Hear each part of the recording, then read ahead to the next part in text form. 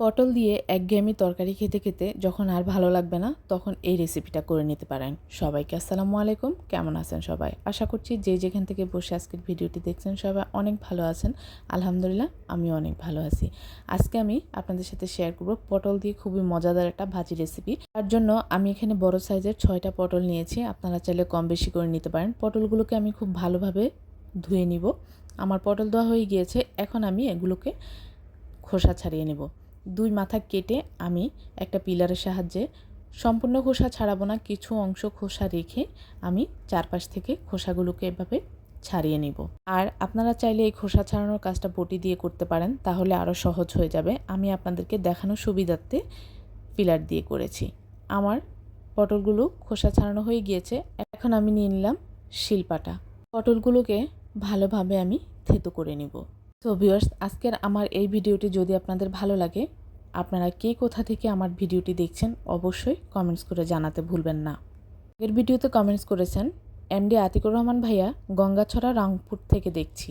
ইউসরা ইব্বাহাত আপু লিখেছেন অনেক ভালো লাগলো আপনার নাস্তার আইটেমটি, শিখে নিলাম। তামান্না সরকার আপু লিখেছেন অসাধারণ সুন্দর নাস্তা বানিয়েছেন। থ্যাংক ইউ সো মাচ আপনাদেরকে এত সুন্দর কমেন্টস করে আমাকে আরও এক ধাপ এগিয়ে দেওয়ার জন্য। আমার পটলগুলো থেতো করে নেওয়া হয়ে গিয়েছে। পটলগুলো তুলে এক সাইডে রেখে আমি একটা রসুন থেতো করে নিব। রসুনটাকে এমনভাবে থেতো করতে হবে যাতে করে একবারে বেশি মিহি না হয়ে যায়। রসুনের খোসাগুলো ফেলে দিয়ে আমি রসুনগুলো বাছাই করে নিচ্ছি। বাছাই করা হয়ে গেলে আমি রসুনগুলোকে একটু হালকা করে থেতো করে নিচ্ছি। রসুন থেতো করা হয়ে গিয়েছে, এখন আমি এগুলোকে তুলে একটা সাইডে রেখে দিচ্ছি।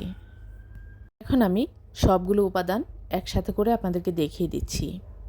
আমি কিছু পেঁয়াজ কুচি এবং কয়েকটা কাঁচামরিচ মাঝখান দিয়ে ফালি করে নিয়েছি। এখন আমি চলে যাচ্ছি রান্নায়।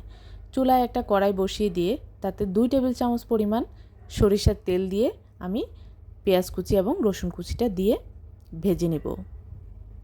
এখন আমি এতে অ্যাড করে দিচ্ছি স্বাদ মতো লবণ, হাফ চামচ পরিমাণ হলুদ গুঁড়া, হাফ চামচ পরিমাণ ধনিয়া গুঁড়া।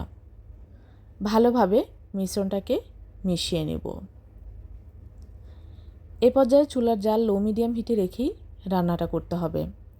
এখন আমি অ্যাড করে দিচ্ছি 1 চামচ পরিমাণ কালো জিরা, অ্যাড করে দিচ্ছি ফালি করে রাখা কাঁচামরিচগুলো। ঝালের পরিমাণটা আপনাদের স্বাদের উপর নির্ভর করে দিবেন।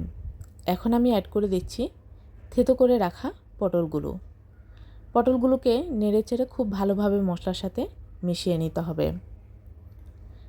চুলার জাল লো মিডিয়াম হিটে রেখে ধীরে ধীরে রান্নাটা করতে হবে। সো ভিউয়ার্স, আজকের আমার এই রেসিপিটি যদি আপনাদের ভালো লাগে, যারা ফেসবুক পেজ থেকে দেখছেন প্লিজ আমার পেজটিতে লাইক ও ফলো দিয়ে কমেন্টস করে জানিয়ে দিবেন কেমন হয়েছে। আর যারা ইউটিউব চ্যানেল থেকে দেখছেন প্লিজ আমার চ্যানেলটি সাবস্ক্রাইব করে পাশে থাকা বেল আইকনটি ক্লিক করে রাখবেন এমন আরও সহজ সহজ রেসিপি পাওয়ার জন্য। এখন আমি 1 কাপ পরিমাণ পানি দিয়ে ঢাকনা দিয়ে জাল করে নিব পটলগুলো সেদ্ধ হওয়া পর্যন্ত। এখন আমি ঢাকনা তুলে চেক করে নিচ্ছি পটলগুলো সিদ্ধ হয়েছে কিনা। পটল সিদ্ধ হয়ে গেলে আমি ঢাকনাটা সরিয়ে রেখেই বাকি রান্নাটুকু সেরে ফেলবো। তখন পর্যন্ত হালকা তেল ভেসে না উঠছে ততক্ষণ পর্যন্ত আমি ভাজিটাকে ভেজে নিব।